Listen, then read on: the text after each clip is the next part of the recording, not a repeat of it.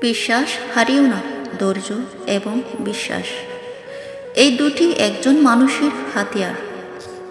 জীবনে যে কোনো পরিস্থিতিতে তুমি ধৈর্যকে হাতিয়ার হিসেবে ব্যবহার করতে পারো। তোমার আরেকটা মস্ত বড় হাতিয়ার হচ্ছে তোমার বিশ্বাস। মানুষ কঠিন পরিস্থিতিতে অনেক হতাশ হয়ে পড়ে, নিজের উপর থেকে বিশ্বাস হারিয়ে ফেলে।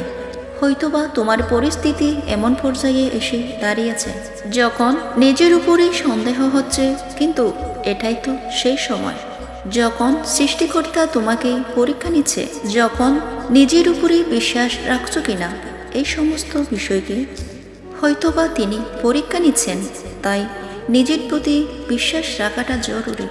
বিশ্বাস করো, যখন গোটা পৃথিবী তোমার উপর থেকে বিশ্বাস উঠিয়ে নিয়েছেন, তাই বিশ্বাস রাখো। পরিস্থিতি যেমনই হোক না কেন, নিজের যোগ্যতার উপরে সন্দেহ করো না। মনে রেখো, সময়টা খারাপ, জীবনটা নয়। আর সময় পরিবর্তনশীল। এই সময়টা পাল্টে যাবে, এই সময়টা পরিবর্তন হয়ে যাবে। এটাই বাস্তব, এটাই সত্য। তাই সময়টা যেমনই হোক না কেন, নিজের উপরে বিশ্বাস হারিও না। নিজের যোগ্যতার উপরে সন্দেহ করো না। আর যদি বলি ধৈর্যের কথা, তাহলে ধৈর্যই একমাত্র জিনিস যেটা একজন মানুষকে সব থেকে বেশি পুরস্কৃত করে। হ্যাঁ, ধৈর্যই একমাত্র জিনিস যেটা একজন মানুষকে সব থেকে বেশি পুরস্কৃত করে। যদি পুরস্কার পেতে চাও, তাহলে তোমাকে ধৈর্যশীল হতে হবে। তাহলে নিজের উপরে বিশ্বাস রাখতে হবে, বিশ্বাস রাখতে হবে সৃষ্টিকর্তার উপরে। কারণ পরিস্থিতি যত খারাপ হবে, ধৈর্যের তত প্রয়োজন পড়বে।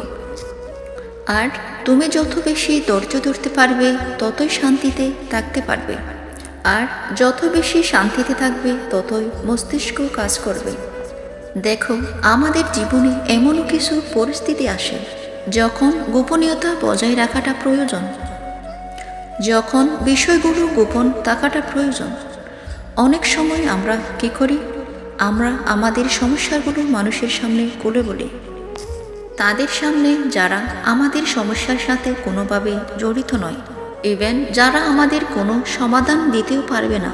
যদি এমনটা হয় যে সে তোমার সমস্যার সমাধান দিতে পারবে, দেন তাকে শেয়ার করো, ঠিক আছে।